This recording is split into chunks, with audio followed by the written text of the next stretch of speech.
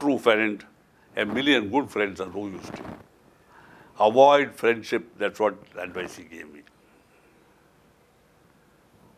He didn't say avoid friends, he said avoid friendship. And I'm happy to state that I've never had more than 3 friends in my whole life. 3 friends.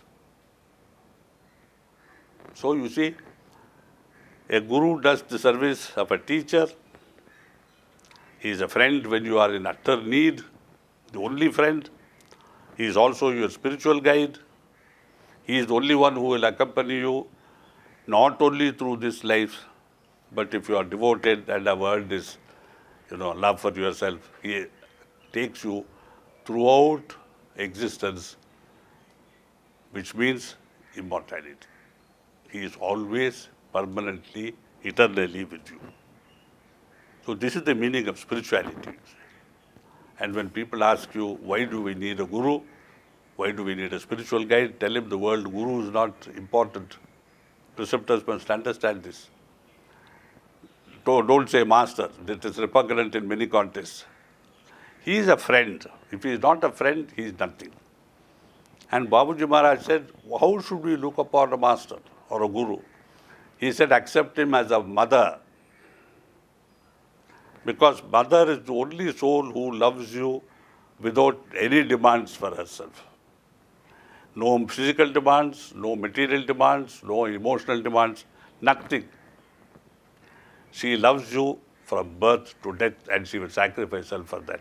So the best way to think of your guru or spiritual guide, if you will have it, or your friend, is to think of it as a master, as a mother. Because then, the relationship is pure. A mother is always loved, often worshipped. Mother is adored. Mother is looked to even when you are 60 years old and you are sick.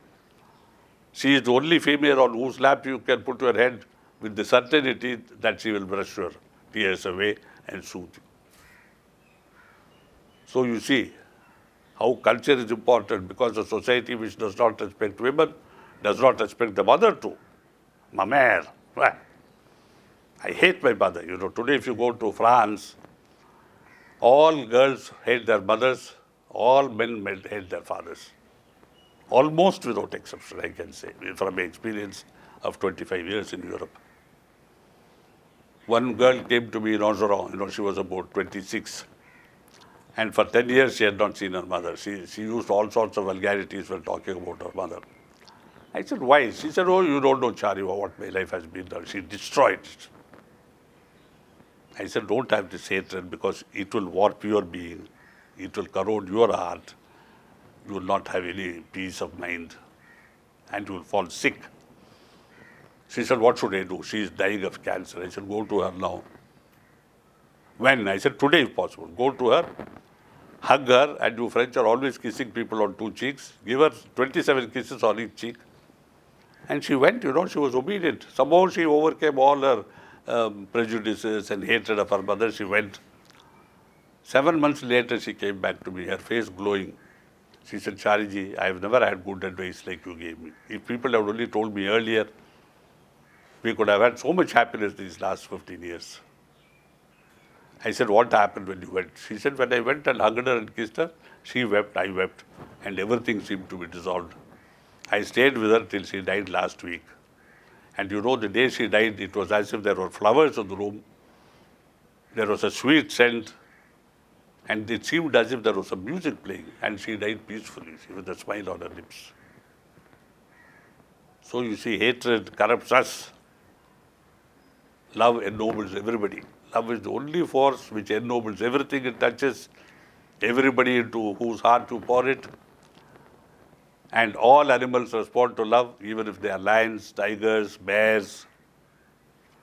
And as Babuji said, it's the only thing in creation which you send out and comes back to you, as it was.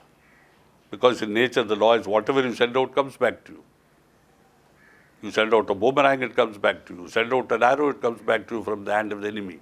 You shoot and it comes back to you from the gun of an enemy. You send out love, only love comes back to you. Love, love, love.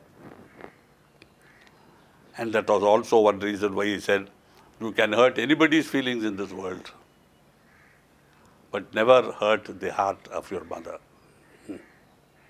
Because if a mother is hurt, even God responds to that hurt. He has to. Because that is the only cry of the heart which ever reaches him. So let us learn to respect mothers, love mothers, adore mothers, and therefore all women. Look upon all women as your mother or your sister. That is the foundation of, charity, ethics, morality, spirituality, everything. To the extent that Babuji could say, look upon your guru as your mother. What regard he must have had for motherhood. And the Virgin Mary with a baby was a mother to, they say, God himself, God reborn. So that is all I have to say now. I am a little tired, so I will stop.